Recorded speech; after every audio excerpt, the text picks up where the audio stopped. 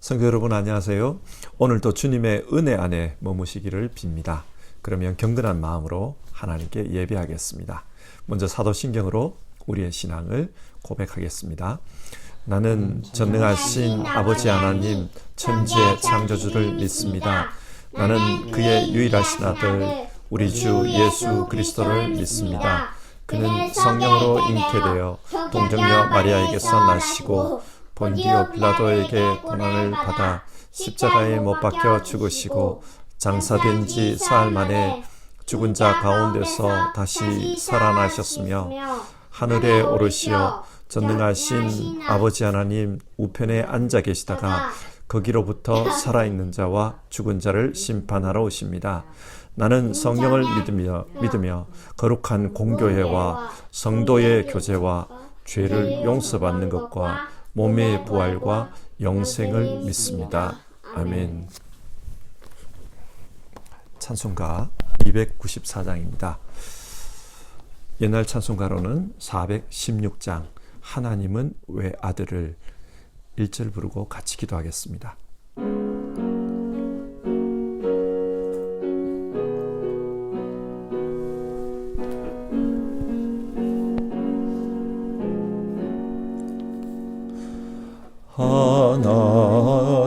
하나님은 왜 아들을 주시는 데까지 세상 사람 사랑하니 참 사랑이로다. 하나님은 사랑이라 죄악에 빠졌던 우리까지 사랑하니 참 사랑 아닌가. 기도하겠습니다.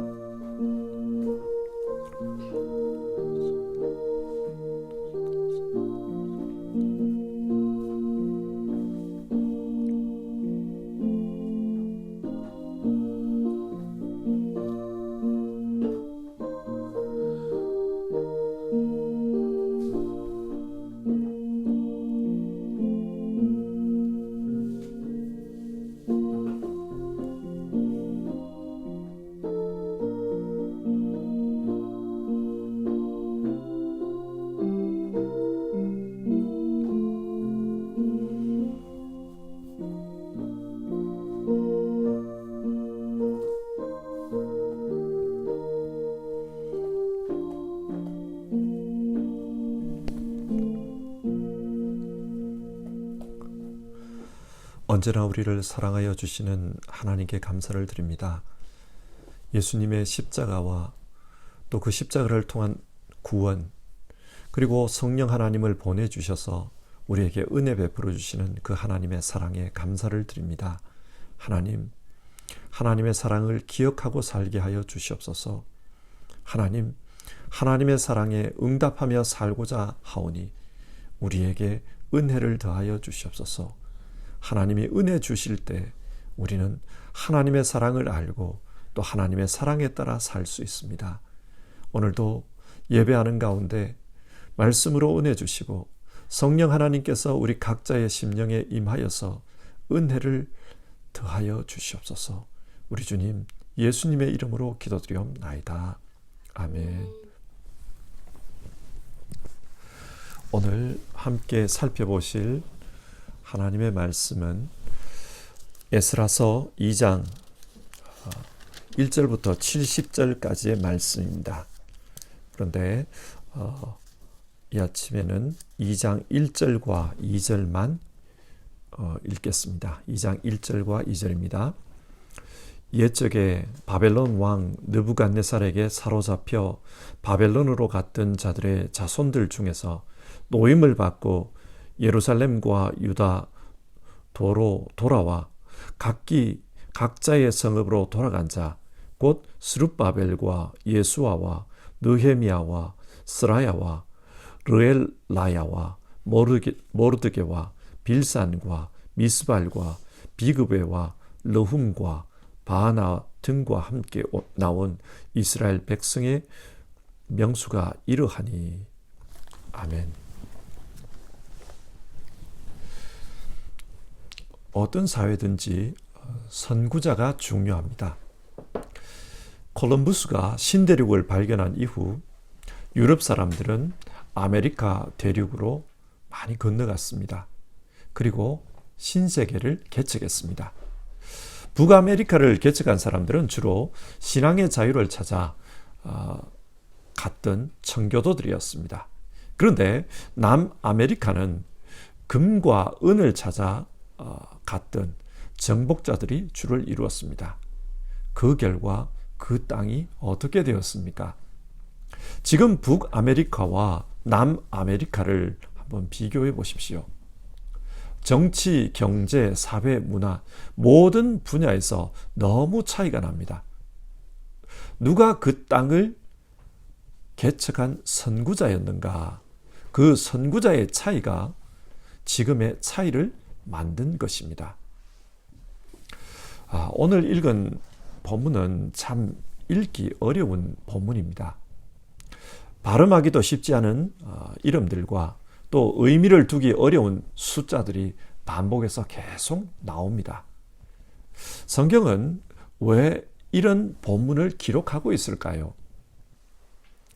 신학자들에 따르면 에스라스와 느헤미야서는 원래 한 권이라고 합니다. 실제로 히브리 성경에서는 에스라스와 느헤미야서가 한 권으로 되어 있습니다. 이 에스라와 느헤미야를 전체적으로 읽어보면 에스라서 2장에 기록된 내용이 느헤미야서 7장에도 반복되고 있습니다. 한 권의 성경에 이 이름들이 두 번이나 기록되어 있는 것입니다. 왜 그럴까요? 반복해서 기록한다는 것은 이 이름들이 중요하다는 의미입니다. 어제 우리는 고레스의 조서 이후 무너진 이스라엘의 공동체를 일으켜 세우기 위해 다시 고향으로 돌아가는 사람들에 대한 말씀을 살펴보았습니다. 하나님께서 그들의 마음을 흔들어 깨우셨습니다. 그래서 이들은 고향으로 돌아가서 다시 성전을 세우고 무너진 성벽을 세우며 무너진 이스라엘 공동체를 회복하고자 했습니다. 그래서 성경은 이들을 포로 귀환 후 이스라엘을 다시 세운 선구자로 보고 있습니다. 이 선구자들이 중요하기 때문에 성경은 그 이름을 기록하고 있는 겁니다. 자, 그러면 이들 선구자들의 이름을 한번 살펴봅시다. 먼저 2절에는 스룹바벨과 예수아를 필두로 한 11명의 지도자 이름이 소개되고 있습니다. 포로로 끌려갔던 여호야긴 왕의 손자인 스룹바벨은 총독의 신분으로 이스라엘 사람들을 이끌고 예루살렘으로 돌아옵니다. 그리고 대제사장인 예수아는 신앙적인 지도자로서 포로 귀환 자들의 심령을 돌보았습니다. 뿐만 아니라 이 이외에도 9명의 지도자 이름이 더 나옵니다. 그러니까 총 11명입니다. 하지만 같은 내용인 느헤미야 7장을 보면 총 12명입니다. 아마 이 12명은 12지파를 대표하는 사람들로 보입니다. 그러니까 새로 세워지는 공동체는 이 12선구자들에 의해 새롭게 시작되었다. 그것을 말하는 겁니다. 이스라엘이 12지파에 의해서 세워졌듯이 새로 세워지는 이 이스라엘 공동체는 이 12선구자들에 의해 새롭게 세워졌다. 그걸 말하는 겁니다. 그리고 3절부터 35절까지는 이스라엘 땅으로 돌아왔던 일반인들의 이름이 기록되어 있습니다. 먼저 3절에서 20절을 보면 각 가문별로 돌아온 사람들의 이름과 숫자를 기록하고 있습니다. 그리고 21절부터 35절은 성읍별로 돌아온 사람들의 숫자를 기록하고 있습니다. 여러분, 우리가 한번 생각을 해봅시다. 아마 포로로 끌려갔던 그 사람들은 나는 이런 집안 사람이다, 그것에 대한 자부심이 있었을 겁니다. 그렇지 않겠습니까? 끌려갔던 사람들 중에 많은 이들이 지도층이었어요. 원래는 뼈대 있는 집안 사람인데 어떻게 하다 보니 바벨론의 포로로 끌려와서 짐승처럼 일하며 삽니다. 그러니까 더욱더 내가 원래는 무슨 집안 몇 대손 자손이다, 이런 생각을 하면서 자기 위안을 삼았을 것입니다. 하지만 2대, 3대 이렇게 내려가다 보면은 내가 무슨 집안 몇 대손이다, 이런 것에는 관심이 없습니다. 그래서 일반인들 중에는 자신이 어떤 집안인지를 잊어버린 사람들이 많았습니다. 그렇기 때문에 21절부터 35절은 집안이 아니라 출신 지역을 가지고 통계를 정리한 것입니다. 어느 지역? 출신. 그리고 36절부터 39절은 다시 돌아온 제사장들의 집안과 그 수를 기록하고 있습니다. 이스라엘 역사에서 성전을 위해 봉사하는 이 제사장이 제사장 제도가 조직을 갖추게 된 것은 다윗 왕 때입니다. 다윗 왕 때에 제사장들은 24개의 그 반차를 따라서 이렇게 조직이 구성이 돼요. 그런데 지금 명단을 보면 4개의 가문만 나옵니다. 이 말은 포로 생활 동안 많은 제사장들이 자신이 누구인지 자기 정체성을 잃었다는 말입니다. 바벨론 땅에 끌려와서 매맞지 않기 위해서 일하고 바벨론 사람들을 섬기다 보니까 자기가 누군지를 잃어버린 거예요. 이것은 슬픈 일입니다. 그런데 오늘날에도 이런 일이 일어나고 있습니다. 성경은 우리 믿는 자들을 향해서 너희는 왕 같은 제사장이라 그렇게 말씀하지 않습니까? 제사장은 하나님을 섬기고 또 하나님을 높여드리는 것이 자신에게 맡겨진 임무입니다. 그러나 그리스도인들 중에 예배를 가볍게 여기는 사람들이 얼마나 많습니까? 하나님의 말씀을 대수롭지 않게 여기는 사람들이 얼마나 많습니까? 세상에서 열심히 살다가 세상의 사람이 되어버린 사람들이 얼마나 많습니까? 하나님이 아니라 세상을 섬기며 그렇게 살아갑니다. 그래서 성경은 무너진 영적 재단을 일으킨 이 제사장 집안을 상세히 소개합니다. 이 사람들이 이스라엘의 영성을 끌고 간 사람들이다, 그것을 말하고 있습니다. 그리고 40절에서 42절 레위인들의 이름이 기록되어 있습니다. 호다위아의 자손이 74명, 노래하는 자들의 자손이 128명, 문지기의 자손이 139명이었다고 합니다.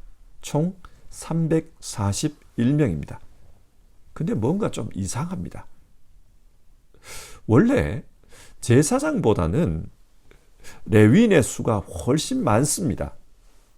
그런데 오늘 본문을 보면 돌아온 제사장은 4289명이고 레위인은 10분의 1도 안 되는 341명입니다.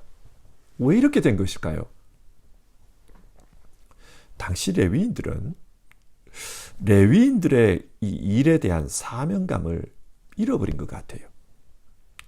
눈에 보이는 것만으로 평가하면 성전에서 제사하는 일의 중요한 부분은 제사장들이 다 담당합니다. 레위인들은 그 제사장들의 일을 돕고 또 제사가 잘 이루어지도록 준비하는 일을 합니다.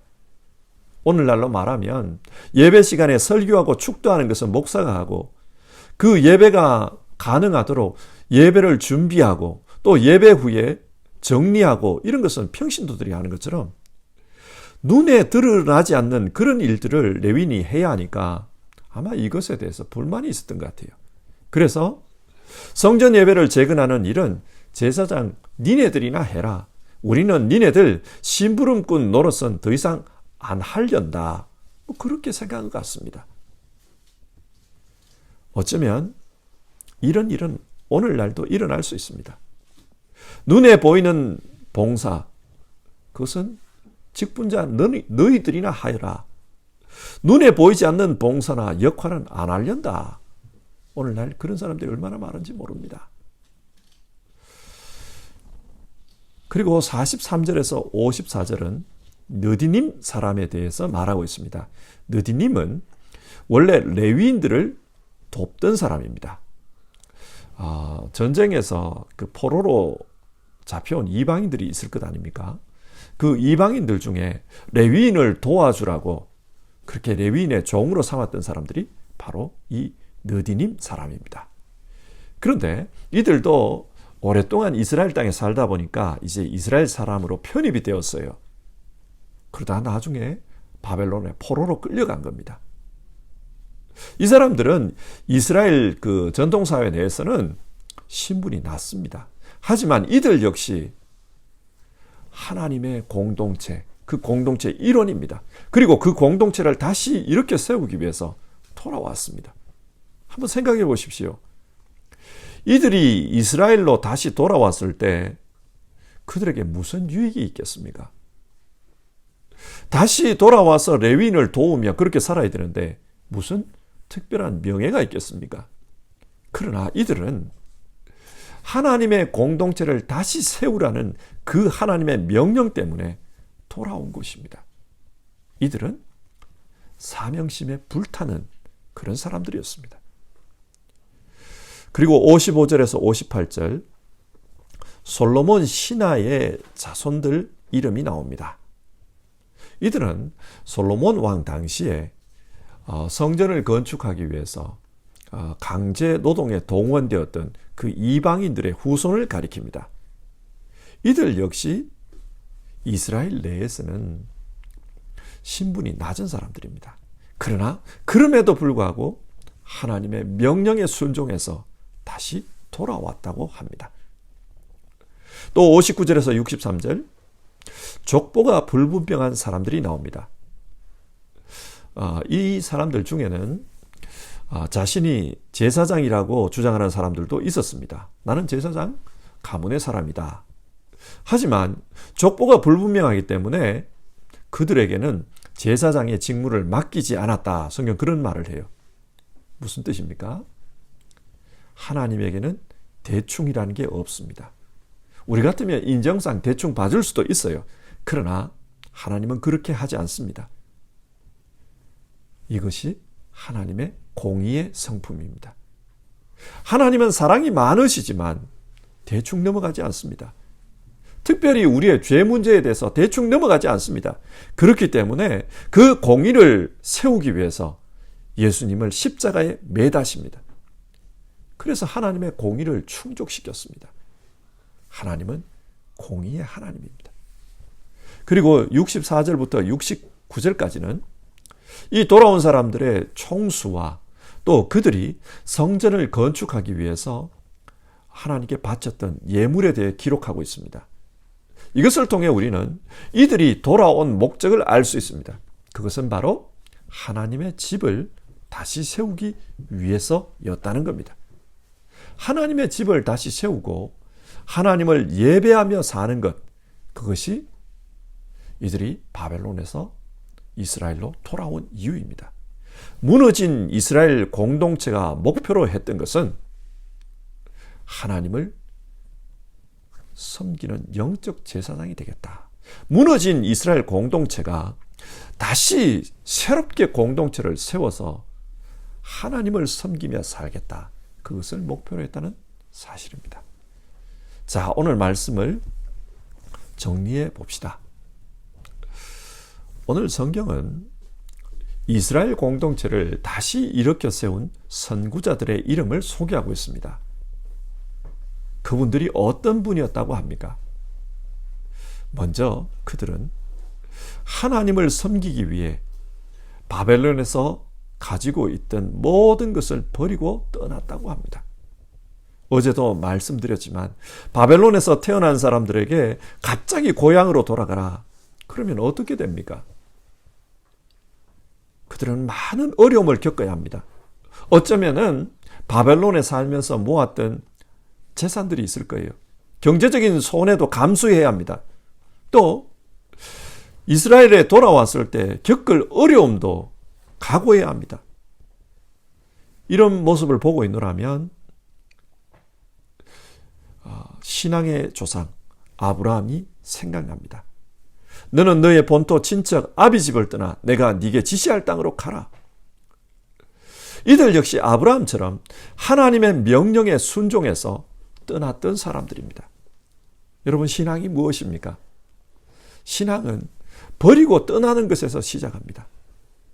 예수님은 회개하라, 하나님의 나라가 가까이 왔느니라 그렇게 선포하셨습니다. 하나님의 나라는 쉽게 말해서 하나님이 왕으로 다스리는 세상입니다. 지금까지 인간이 왕으로 다스리는 세상에 하나님이 왕으로 다스리러 왔다는 겁니다. 다시 말해서 세상이 바뀐 겁니다. 자, 그러면 사람들은 어떻게 해야 합니까? 바뀐 세상, 새로운 세상에 맞게 자기 삶을 바꿔야 합니다. 그것이 바로 회개입니다. 새로운 세상에 맞게 삶을 바꾸기 위해서는 지금까지 살아오던 삶, 옛 삶을 버리고 떠나야만 합니다.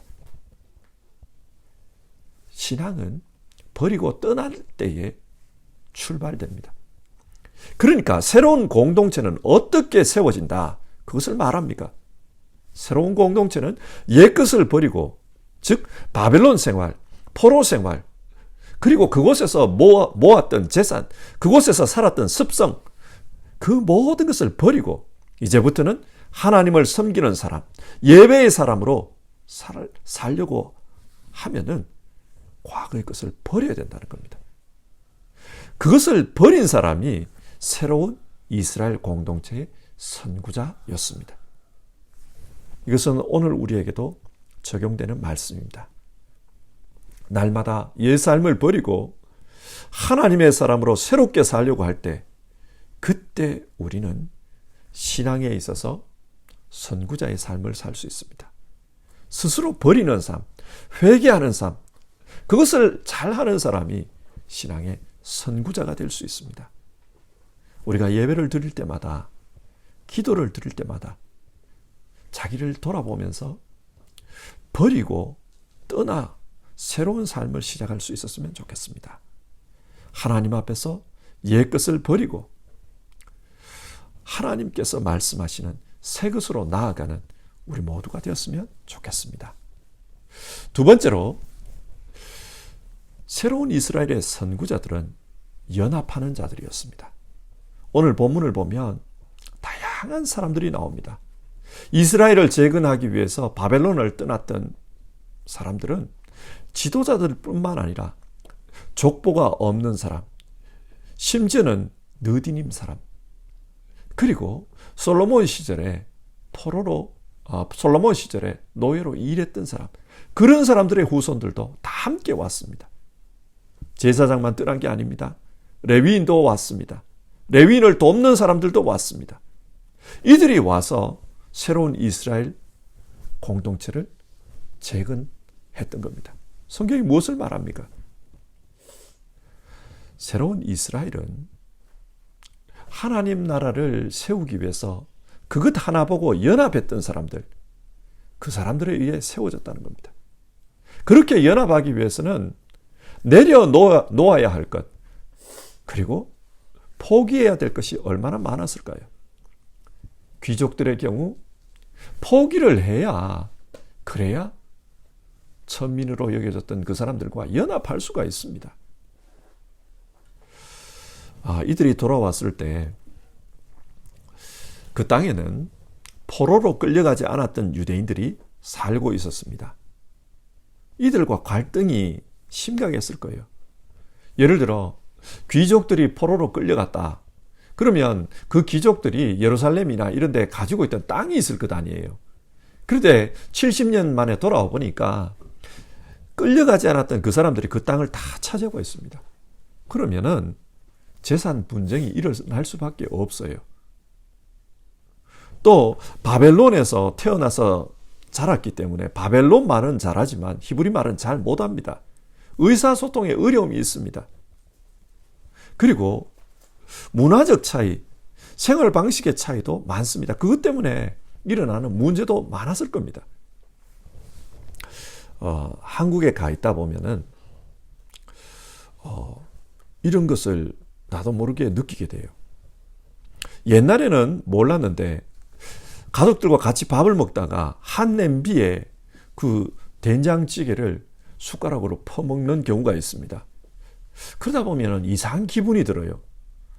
내 입에 들어갔던 숟가락을 이 냄비에 넣어버리면 이거 위생적으로 문제가 있는데, 그런 생각이 듭니다. 뭔가 좀 불편해요. 그리고 사람들이 공공장소에서 막 큰 소리로 부르고 소리 지르는 그런 모습을 보면 왜 저러지? 이상하게 느껴집니다. 아마 바벨론에서 돌아온 사람들도 그랬을 거예요. 저 사람들이 왜 저렇게 행동하지? 그런 게 있었을 거예요. 또 계속해서 이스라엘 땅에 살았던 사람들은 저 뭐야? 저 사람들 외국인이야? 뭐야? 이러면서 충돌이 일어났을 겁니다. 이런 어려움에도 불구하고 연합하기 위해서는 서로 내려놓아야만 했습니다. 그리고 새로운 질서를 만들기 위해서는 손해봤던 사람도 많았을 거예요. 바벨론에서는 똑같이 포로의 신분이었습니다. 그런데 이제 돌아오니까 누구는 제사장이다, 누구는 레위인이다, 누구는 섬기는 사람이다, 이렇게 신분이 갈라져요. 자, 그러다 보면은 마음에 힘든 부분이 일어납니다. 똑같은 사람이었는데 왜 여기 오니까 누구는 제사장이고 누구는 레위인이고 왜 이렇게 되는가? 그러나 이들은 이런 문제에도 불구하고 하나의 공동체를 이루었습니다. 스스로를 내려놓고 또 화해하고 또 이해하고 관용함으로써 하나의 공동체를 이루어낸 겁니다. 우리 시대를 한번 보십시다. 우리 시대가 얼마나 개인주의적입니까? 그래서 함께 한다는 것이 얼마나 힘듭니까? 그런데 성경은 우리 모두는 한 분 하나님, 그 하나님의 자녀이기 때문에 한 가족으로 살아야 된다. 우리에게 그 이야기를 합니다. 한 가족으로 사는 것이 쉽지가 않습니다. 그러나 그럼에도 불구하고 한 가족으로 살아야 된다. 그것을 말합니다. 내려놓고 관용하고 화해하고 또 이해하려고 할 때 그때 우리도 신앙의 선구자처럼 살 수가 있습니다. 자, 오늘 말씀을 생각하며 함께 찬송하고 기도하겠습니다. 508장입니다. 찬송가 508장. 옛날 찬송가로는 270장입니다. 우리가 지금은 나그네 되어도 1절 부르고 기도하겠습니다.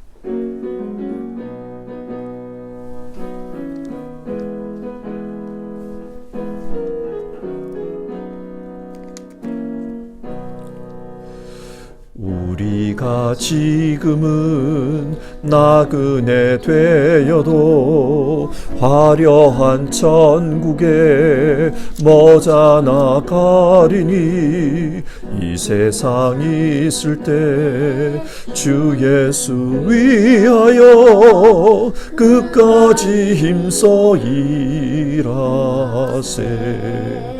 주 내게 부탁하신 일 천사도 흠모하겠네. 화목해 하라신 구주의 말씀을 온 세상 널리 전하세. 기도하겠습니다. 오늘 성경은 무너진 이스라엘 공동체를 다시 일으켜 세운 신앙의 선구자들에 대해서 말씀합니다. 그들은 하나님의 말씀을 이루기 위해서 자신의 소유를 버리고 떠났던 사람입니다.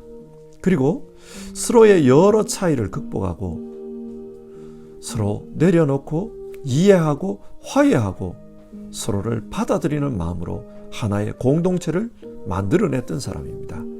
이처럼 우리 역시 한 분 하나님의 자녀로서 한 공동체를 이루라. 성경 그렇게 이야기합니다. 비록 우리 시대가 개인주의적이고 함께 하는 것이 어려운 시대지만 믿음으로 하나를 이루라고 합니다. 자, 이것을 위해서 기도합시다.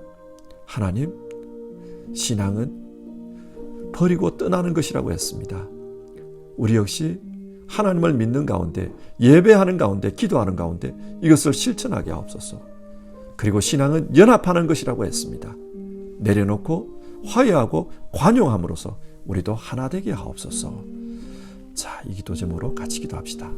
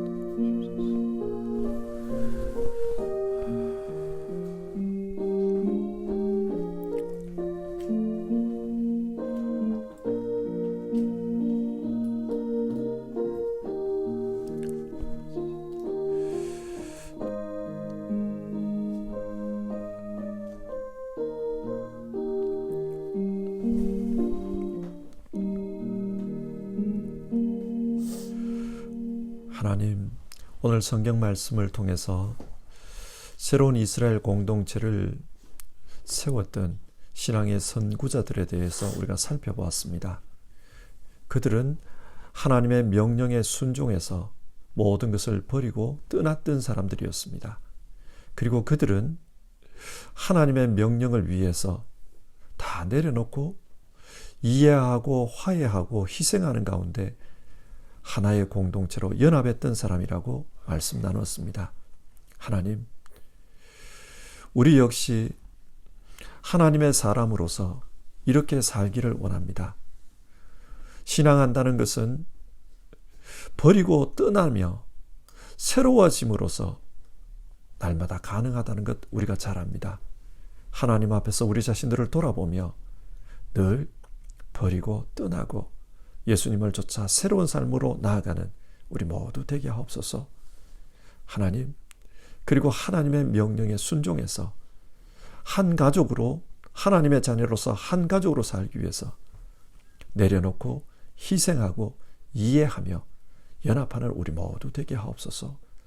그래서 우리도 하나님 나라에서 참 개인주의적이고 이기적이고 공동체가 어려운 시대에 하나님의 공동체를 일으켜 세운 사람이라고 그렇게 기억되는, 하나님 나라에 기억되는 사람들 다 되게 없어서 하나님, 오늘도 예배드리며 정말 믿음으로 버리고 떠나는 삶, 새로운 삶으로 나아가고자 하는 그런 결단을 하는 분들 뿐만 아니라 내려놓고 이해하고 그래서 포용하면서 하나의 공동체를 실천하고자 하는 사람들, 그 모든 분들에게 하나님이 주시는 하늘의 신령한 복과 또 이 땅에 살아가는데 하나님 주시는 감사와 기쁨을 맛볼 수 있도록 역사해 주시옵소서. 우리 주님 예수님의 이름으로 기도드립니다. 아멘. 하늘에 계신 우리 아버지, 아버지의 이름을 거룩하게 하시며 아버지의 나라가 오게 하시며 아버지의 뜻이 하늘에서와 같이 땅에서도 이루어지게 하소서. 오늘 우리에게 일용할 양식을 주시고 우리가 우리에게 잘못한 사람을 용서하여 준 것 같이 우리 죄를 용서하여 주시고 우리를 시험에 빠지지 않게 하시고 악에서 구하소서. 나라와 권능과 영광이 영원히 아버지의 것입니다. 아멘.